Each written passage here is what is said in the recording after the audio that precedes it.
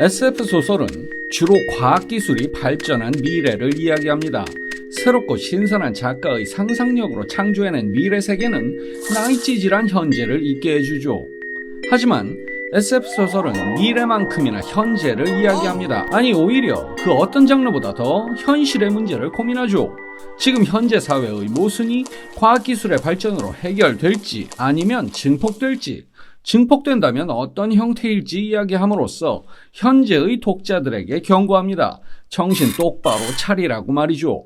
지금은 익숙해진 시간여행에 관한 최초의 소설 타임머신도 마찬가지입니다. 이 소설의 작가인 허버트 조지 웰스가 본 미래의 모습은 어떨까요?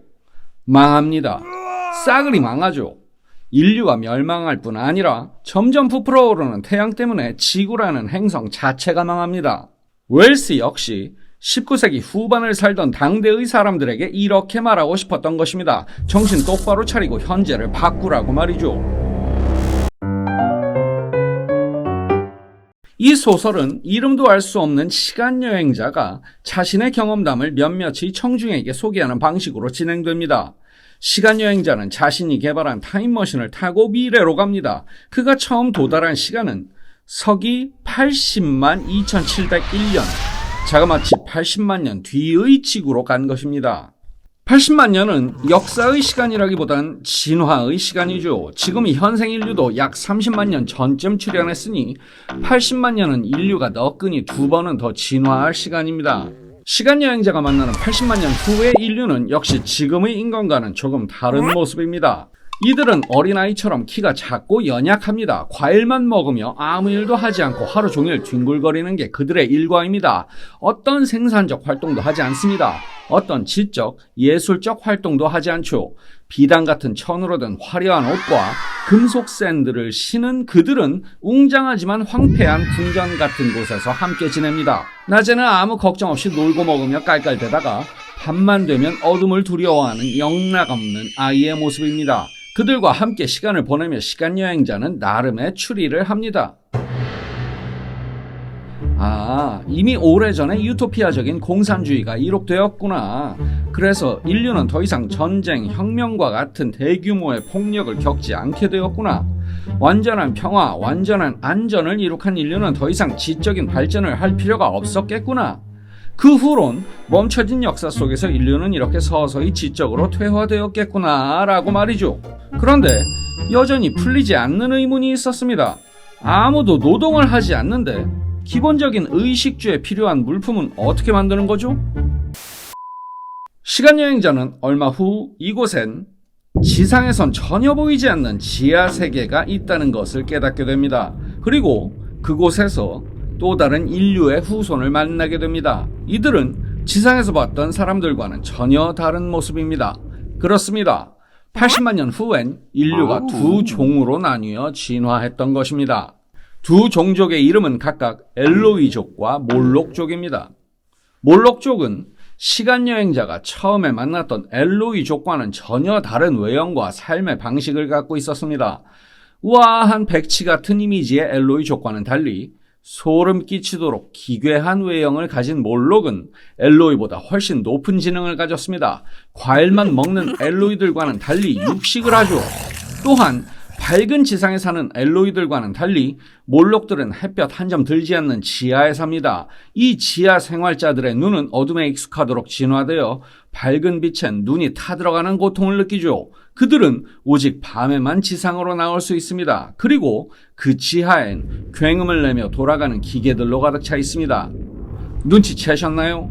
엘로이들이 누리는 삶의 여유는 이 몰록들이 그들을 위해 노동을 제공했기에 가능했던 것입니다. 노동을 전혀 하지 않는 엘로이들에게 몰록들이 지하의 기계를 돌려 생필품을 만들어 주었던 것입니다. 시간여행자는 다시 추론을 합니다. 인간은 가진 자와 못 가진 자, 지배계급과 피지배계급으로 나뉘었고 이러한 분화는 고착되어 서로 다른 진화를 하기에 이르렀다는 것이죠. 귀족들은 엘로이의 형태로, 노예들은 몰록의 형태로 진화했고 엘로이들이 아무 쓸모도 없는 존재로 쇠퇴했음에도 몰록들은 습관적으로 엘로이들을 부양하고 있다는 것입니다. 하지만 이런 추론에도 의문은 남습니다. 거대 기계를 운용할 정도의 지적 능력을 가진 몰록들은 왜 아무 쓸모도 없는 엘로이드를 부양하고 있는 거지? 정말 몰록들은 습관적으로 엘로이드를 부양하는 것일까?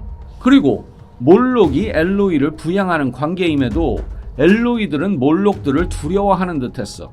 몰록들이 활동할 수 있는 밤이 되면 엘로이들은 공포에 떨었지. 게다가 거대 동물들은 거의 멸종한 것으로 보이는데 몰록들은 어떻게 육식 생활을 유지하는 거지? 이 단서들이 시간여행자의 머리에서 정합적으로 들어맞는 순간 끔찍한 깨달음이 찾아오게 됩니다. 엘로이들은 몰록의 가축이었던 것입니다.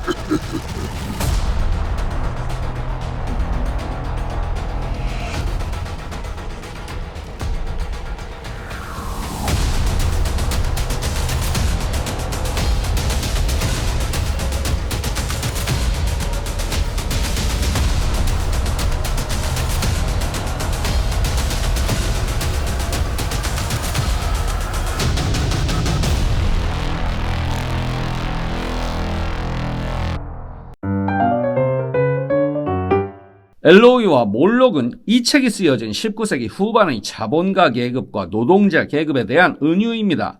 영국의 빅토리아 시대 가진 자들은 궁궐 같은 거대 저택에서 수십 명의 하인을 거느리며 살지만 노동자와 도시 빈민은 끔찍한 환경 속에서 끝이 보이지 않는 노동을 해야만 했습니다. 여기엔 웰스 자신의 경험도 포함되어 있습니다. 웰스는 젊은 시절 귀족의 거대 저택에서 하녀로 일하는 어머니에게 얹혀 살았습니다. 그때 관찰한 바를 뇌리에 각인시켰을 겁니다. 거대한 저택에서 볕이 드는 방과 넓은 정원은 오직 귀족 가족들을 위한 곳이고 귀족들의 의식주를 제공해주는 하인들은 그 모든 노동을 볕이 들지 않는 지하에서 행했고 되도록 귀족들의 눈에 띄지 않아야 했다는 걸 말이죠. 정확히 엘로이와 몰록의 모습이었습니다. 그러고 보니 이 소설은 영화 기생충과 일견 닮아 보이기도 합니다. 영화 기생충이 빈부격차에 의해 인간성이 사라지는 현상의 시작을 그렸다면 타임머신은 그 끝을 그린 거죠.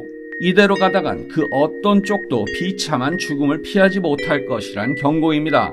여기에 더해 지구 자체의 파괴를 이야기함으로써 웰스는 전 인류를 향해 메멘토 모리를 외칩니다. 우리 인류는 멸망할 거야. 멸망하게 되어 있어. 그러니 제발 이렇게 살지 마 라고 말이죠.